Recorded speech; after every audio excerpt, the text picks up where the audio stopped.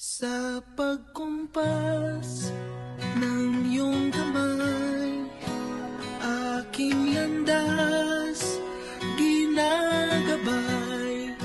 Nag-iisang tiyak sa 1,000 duda, silong sa iyak at pagluluksa. Ako si Jared Ramirez. Nagsimula ako sa masalimot na pamilya. Madami akong naging problema hanggang sa dumating ang 2 tao na nagpabago ng aking buhay. At ito ang simula ng aking story.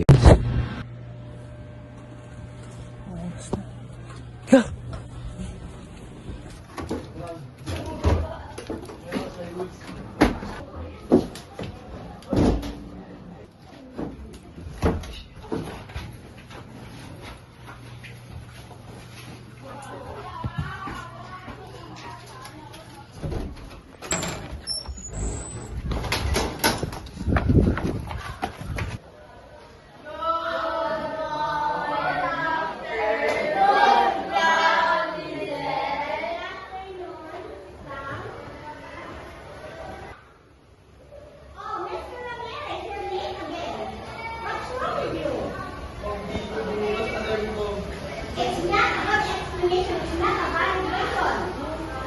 No one has responsibility as a student. Gawin ka.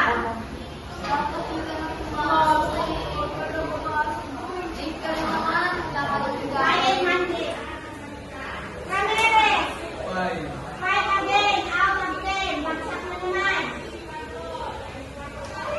Valusina. Dati na naman yan. Ganyan ka? Argos. Oh, si Argos. Marapaya. Tutuin. O ano, Ramirez, baksak na naman. 5 out of 10. Lagi na lang ganyan. Anong dapat gawin? O, hindi nakakatawag score mo. To be honest lang. O, ano? Wala kang masabi.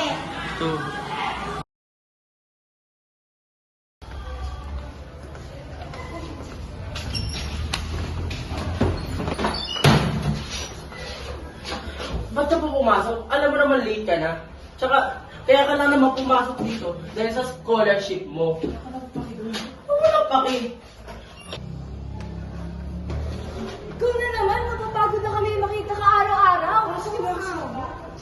Nabayaran na nga siya.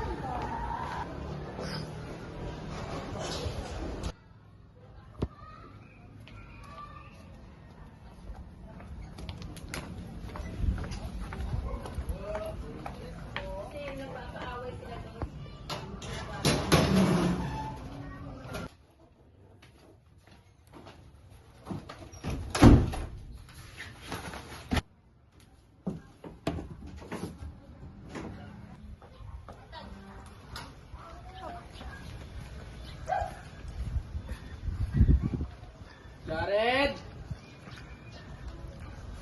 Jared!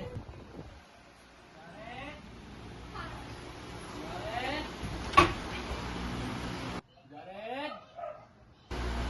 Jared, may naghahanap sa'yo!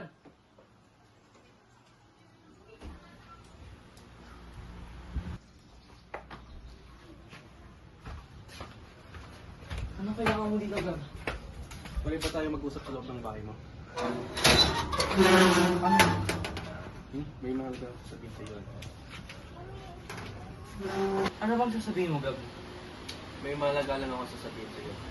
At kung gusto mo naman ay pamasok. Saan ako papasok? Sa trabaho namin, malaking kita mo doon. At anong trabaho yun? Pagbebenta ng drugs. Ano ko sasabi dyan? Diyos ka lang Malaking kita mo doon. Malaki. Pag-isipan mo muna to. Huwag mo kayo sali dyan.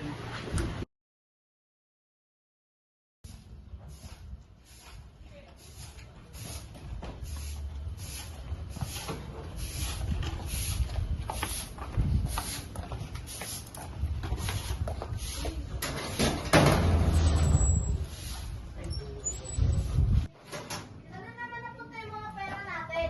Pinangiinom mo na naman to. Ano nag-iinom? Yung pera ko, ayun yung ginagastos ko. At yung pera mo, ayun yung ko sa mga bayari sa bahay. Asa na nga yung pera? Pinanggamit mo na naman sa pag-iinom mo. Uy, Mari, alam mo ba? Yung mag-asawa, nag-aaway na naman. Oo nga, naririnig ko din sila eh. Kanina pa silang ganyan, di ba sila nahihiya? Tapos alam niyo ba, Mare? Yung asawa ni Jeline may kabit na naman daw. Di man lang nahihiya sa anak nila. Tapos yung anak nila is basagunero rin. Loko-loko talaga yung bata pa lamang. Ay, naku.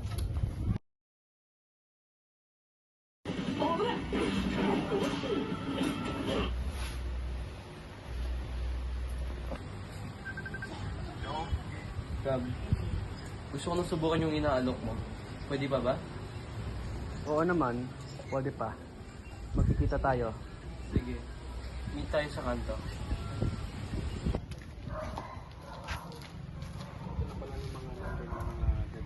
Tawagin mo na lang.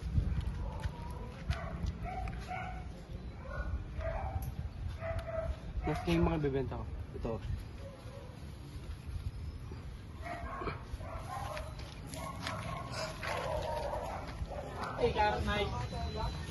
Hello? Ikaw ba yung umorder ng gamot? Magkita na lang tayo sa kanto. Ikaw ba yung tumawag sa akin? Oo, ako yun. Kasi na yung binigay mo. Sige, sa susunod na araw na lang bayad.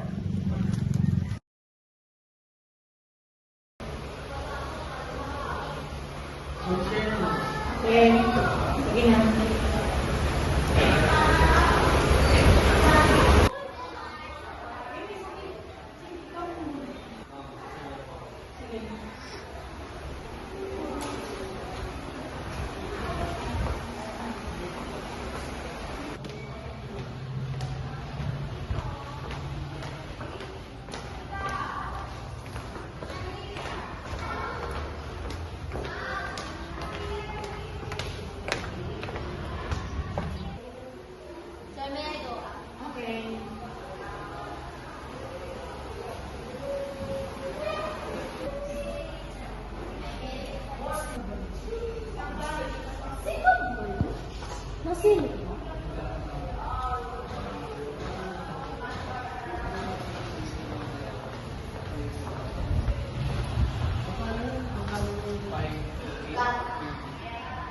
Ilang ano yun? Basta na nung ibinenta mo nung nakaraan. Maayos naman. Marami na ako naipong pera. Bigyan mo sa akin ng pera mamaya ha. Sige.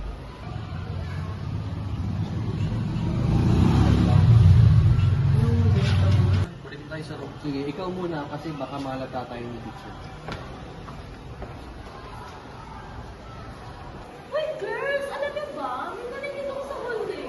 Narinig ko sila. Jared tsaka si Gab. Pinag-uusapan nilang bintana ng druga. Ha? Tama ba yan, Crystal? Baka mali ang pagkarinig mo. Oo nga. Uy, maniwala naman kayo sa akin. Linig na linig ko talaga sa hallway ang pinag-uusapan nila habang sa droga. Pag-isipan ko, pero parang tama ang sinasabi niya. Kasi napapansin ko rin yung galawan nila. Nag-iiba na rin. Huwag muna kayong mag-assume, baka may pinagdadaanan lang kasi yung tao. Yes, girls. Baka may kalungkutan lang siyang nararamdaman. Tama. Dapat hindi muna tayo mag-assume, baka mali yung information na nakuha mo. Ay, naku, sinasabi ko na nga, totoo lahat ng mga sinasabi ko. Basta, lumayo na lang tayo sa kanila para maiwas tayo sa gulo. Tama. Lumayo na lang tayo.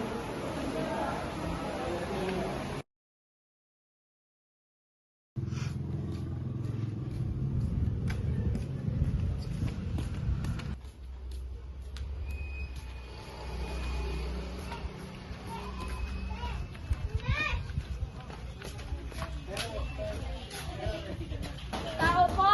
Jared! Jared! Tatanong mo sana kasi ako.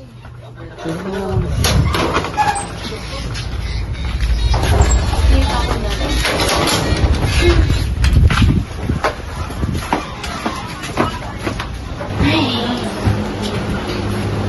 Ano ba kailangan mo? Nakuha mo nga. Jared, tutupalig ko na magbebenta ng droga. Ha? Saan mo yung narinig? Kasi numalingan lang yan. Sabi mo nga na totoo. Oo, totoo. Oh. Bakit? Ba't ka nagbebenta ng droga? Ano ba kung gano'ng kadelikado yung servisyo na yan? Alam ko naman delikado, pero dyan ako nakakuha ng pera. Tsaka dyan ako nakakita ng kasiyahan. Kaya please, huwag mo to sabihin sa magulang ko. Ko, pag-usapan na lang ito sa susunod na araw.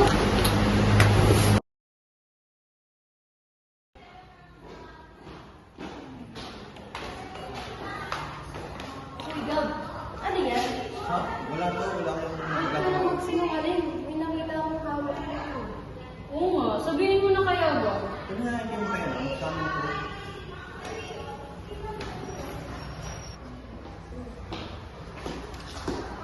Ha? Ano to? Ang droga. Mukha nga eh.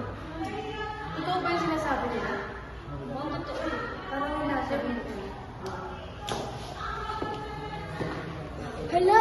Droga nga eh yan! O di ba? Sabi ko na nga ba eh. Totoo yung narinig ko.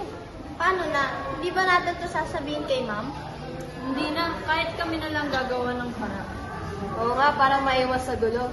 Kapag sinabi pa natin yan kay ma'am, is lalo lang lalala to.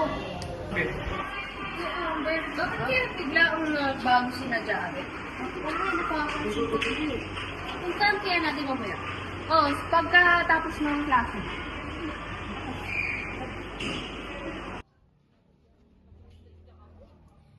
Hindi sila namamansin. Namamansin eh. Wala nga tayong ginagawa masama sa kanila. Ewan ko din. Ano? Sila ba yun? Uy, Jared! Ano yung ginagawa ninyo? Kaya nga, at sino yung mga kasama mo? Ang ginagawa niyo dito? Anong pakialam ninyo? Kasi hindi na kayo namamansin. Kaya naisip tayong puntahan kayo. Umiiwas na rin kasi kayo eh. Ate niyo naman masyado? Ano nga? Ano ba arte? Kaibigan namin kayo. Oo nga. Ano ba pakialam niyo? Nag-inom lang ako Ano dito. Ano problema mo, ha? Uy, Basti. Awatin mo na nga si Uy, Basti. Gab! Sabihan mo nga yung mga kaibigan mo. Sorry Amber kung itinulak ka ni Basti kanina. At sadyang lasing lang kasi yun. Sumusobra na kasi kayo. At nag-iba na rin kayo. Bakit rin ba kasi kayo lumalayo? Mas nakikita kasi namin yung sayo doon kila Basti. At nahiya kami na madamay kayo sa issue namin. Anong nahihiya? Eh, tinuturing ka nga naming pamilya, kaibigan. Wala kami pake sa ibang tao. Hindi. Pero sana naman, mag-ayos na tayo at magsimula muli.